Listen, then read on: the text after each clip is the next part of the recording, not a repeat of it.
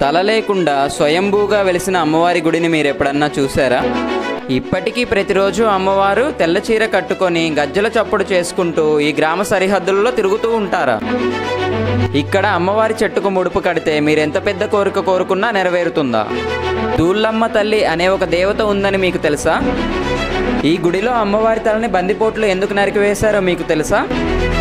3 గ్రామాల ప్రజలు కలిసి వెతికినా కానీ బందిపోట్లు నరికివేసిన అమ్మవారి తల ఇప్పటి వరకు ఎక్కడా దొరకలేదు. అప్పుడప్పుడు అమ్మవారి గుడిలో ఒక పాము ప్రత్యక్షం అవుతుందా? హాయ్ హలో యూట్యూబ్ ఫ్యామిలీ, ఎలా ఉన్నారంతా కూడాను. నేనైతే మీ ముందుకి ఇంకొక పురాతనమైన దేవాలయాన్ని అయితే తీసుకొచ్చానండి. ఇది వచ్చేసి అయితే స్వయంభూ శ్రీ దూళ్ళమ్మ తల్లి అమ్మవారి దేవాలయం అనమాట. ఇదేంటంటే మన గన్నవరం గ్రామానికి సమీపంలో ఉంటుంది. అంటే గన్నవరం గ్రామానికి ఒక 2 కిలోమీటర్ల దూరంలో అయితే ఉంటుంది. ప్రస్తుతం గుడి ఉన్న ప్రదేశం అంతా కూడాను ఒక 200 సంవత్సరాల క్రితం ఏంటంటే జనావాసాలుగా ఉన్నాయి. అంటే ఈ గుడి చుట్టూరు కూడాను ప్రజలైతే ఇల్లు కట్టుకొని నివాసం ఉండేవాళ్ళు అనమాట.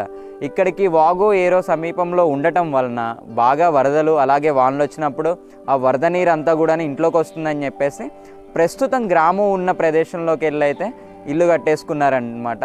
అలా అని చెప్పేసి ఈ గుడిని అయితే వదిలేయలేదండి. ప్రతి వారము కూడాను గురువారము ఆదివారము భక్తులు ఇక్కడికి అమ్మవారిని దర్శించుకోవడానికి వచ్చి అమ్మవారికి బోనాలు అలాగే మొక్కులు ముడుపులు అయితే చెల్లిస్తారండి. ఈ గుడికి అయితే చాలా పెద్ద విశిష్టత అయితే ఉందంట. అమ్మవారు ఇక్కడ తల లేకుండా తల ఒక దగ్గర మొండెం ఒక దగ్గర ఉండేలాగా అయితే స్వయంభూగా వెలిసారంట. అసలు నేను దేవాలయంలోకి వెళ్ళిన తర్వాత అమ్మవారి విగ్రహం ఎలా ఉంది, అసలు అమ్మవారు అలా స్వయంభూగా వెలవటానికి గల కారణం ఏంటి అన్నది అయితే క్లియర్గా నేను మీకు ఈ వీడియోలో అయితే ఎక్స్ప్లెయిన్ చేస్తాను. సో ఇప్పుడైతే మనం గుడి లోపలికి వెళ్ళి అయితే అమ్మవారి విగ్రహ రూపం ఎలా ఉంది అన్నది అయితే చూద్దామండి. నాతో పాటు గుడిలోకి వచ్చేస్తే సో ఇప్పుడైతే మనం మెయిన్ గుడిలోకి అయితే వెళ్దామండి. సో ఇక్కడ కనిపిస్తున్నాయి కదా, ఇదైతే అక్కడ కనిపిస్తున్న అమ్మవారు వచ్చేసి దూళ్ళమ్మ తల్లి అమ్మవారు. ఇక్కడ దూళ్ళయ్య తండ్రి అనమాట. 2 విగ్రహాలు అయితే ఇవైతే ఉత్సవ విగ్రహాలు, తర్వాత తీసుకొచ్చి పెట్టిన విగ్రహాలు అనమాట. మనకైతే స్వయంభూ విగ్రహం అయితే ఇక్కడ కనిపిస్తుంది చూడండి. ఇదైతే స్వయంభూ విగ్రహం అండి. ఇక్కడ మనకు కనిపిస్తుంది అయితే ఇక్కడ కనిపిస్తున్నవి 2 కూడా అమ్మవారి చేతులు, ఇక్కడ కాళ్ళు అనమాట. అమ్మవారు అయితే తల లేకుండా వెలిసారు అని చెప్పేసాను కదా. సో ఇలా ఉంటారనమాట అమ్మవారి విగ్రహం. అప్పుడు తల భాగం కోసం వెతికినా కానీ ఇక్కడ ఉన్న ప్రజలకైతే దొరకలేదు అంట. అసలు ఇక్కడ గుడి యొక్క చరిత్ర ఏమిటి అంటే ఒక 200-250 సంవత్సరాల క్రితం ఇక్కడ నేను చెప్పాను కదా, ఈ గుడి ఉన్న ప్రదేశంలో అంతా కూడాను ప్రజలు నివాసం ఉండేవాళ్ళంట. సో అప్పుడు బందిపోట్లు పడుతున్న తరుణంలో బందిపోట్లు వస్తున్నారు అని చెప్పేసి అమ్మవారు అయితే గట్టిగా కేక వేశారంట. ఆ కేక విని ఊరు వాళ్ళంతా వచ్చే టయానికి బందిపోట్లు అయితే అమ్మవారి తలనైతే నరికేశారంటండి. అది ఇక్కడ గుడి యొక్క చరిత్రను అయితే చెప్తున్నారు. ఇక్కడ అమ్మవారి శిలతో పాటు ఈ చెట్టు కూడా ఇక్కడ కనిపిస్తుంది కదా, వేప చెట్టు. ఈ వేప చెట్టు కూడాను అప్పటి నుంచి మనకైతే ఇక్కడ ఉంది అని చెప్పేసి ఇక్కడ వాళ్ళైతే చెప్తున్నారండి. ఇప్పటికీ గ్రామ సరిహద్దులలో ప్రతిరోజు రాత్రి అమ్మవారు తెల్ల చీర కట్టుకొని గజ్జల చప్పుడు చేసుకుంటూ ఊరికి కాపలాగా ఉంటారంట. మనకి ఇక్కడ కనిపిస్తున్న అమ్మవారి ఒక్క విగ్రహం ఉంది కదండి, స్వయంభూ విగ్రహం మాత్రమే 200-250 సంవత్సరాల నుంచి ఇక్కడ ఉందన్నమాట. ఈ గుడి కానీ ఇక్కడ కనిపిస్తున్న ఈ 2 ఉత్సవ విగ్రహాలు కానీ ఇవన్నీ కూడాను ఒక 100 సంవత్సరాల క్రితం ఊరి వాళ్ళంతా కలిసి సో మన ఊరికి కూడా ఒక గుడి ఉండాలి, అమ్మవారి గుడిని డెవలప్ చేద్దామని చెప్పేసి అయితే ఒక 100 సంవత్సరాల క్రితం అయితే ఇలా మొత్తం కూడా నిర్మించారనమాట. సో అప్పుడు ఒక 200-250 సంవత్సరాల క్రితం ఎప్పటి నుంచి అన్నదైతే క్లియర్గా తెలియదు, ఎన్ని వందల సంవత్సరాల నుంచి అన్నదైతే. అప్పుడు ఓన్లీ ఇక్కడ స్వయంభూ ఈ విగ్రహము అలాగే ఈ చెట్టు మాత్రమే ఉండేవి అనమాట.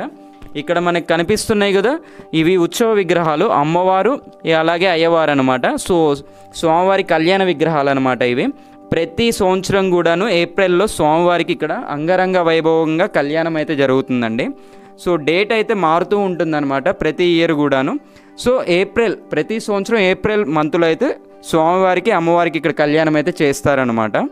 సో ఇక్కడ మనకి ఇక్కడ పుట్ట కనిపిస్తుంది కదండి, అమ్మవారి దైవ సర్పం ఏదైతే ఉంటుందో ఇక్కడ ఈ పుట్టలో అయితే ఉంటారనమాట.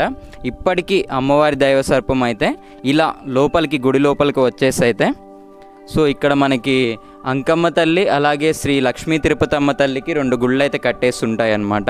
సో ఇక్కడ అంకమ్మ తల్లి వారి ఎవరైతే గుడి ఉంది కదా, ఈ గుడి లోపలికి వచ్చి అమ్మవారైతే ఇక్కడ లోపలికి వచ్చేస్తే అమ్మవారి విగ్రహం లోపల ఈ చీర లోపలైతే పాము ఉంటుందంట, దైవ సర్పము. ఇప్పటికీ ఒకవేళ ఉండొచ్చేమో అని చెప్పేసి ఇక్కడ అయ్యగారు అయితే చెప్తున్నారు. సో అందుకే మనమైతే టచ్ చేయట్లేదండి. సో ఇప్పటికీ అమ్మవారి పాము ఈ చీర, అమ్మవారి చీర ఏదైతే కనిపిస్తుందో ఈ చీర వెనుక ఉంది అని చెప్పేసి ఇక్కడ వాళ్ళ నమ్మకం. సో మనం ఆ నమ్మకానికి రెస్పెక్ట్ ఇవ్వాలి కాబట్టి దూరంగానే ఉండి చెప్దాము.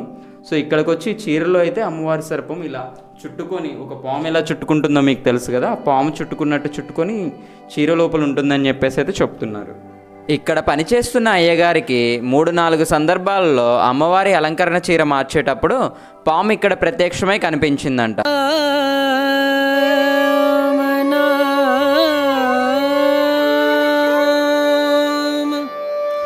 భజలే రామనామ సుఖధామ భజలే. మీరు చూస్తున్నారు కదండి, ఈ గుడి మొత్తం కూడాను టోటల్గా క్లోజ్ చేసి ఉంటుంది, ఏ చిన్న గ్యాప్ కూడాను లేకుండా. కానీ అమ్మవారి పాము ప్రతిరోజు లోపలికి బయటికి తిరుగుతూ అయితే ఉంటుందంట. అయ్యగారు చెప్పిన దాని ప్రకారం చాలా సందర్భాల్లో అమ్మవారి వద్ద నుండి పాము బుసకొట్టే శబ్దం వినిపిస్తుందంట.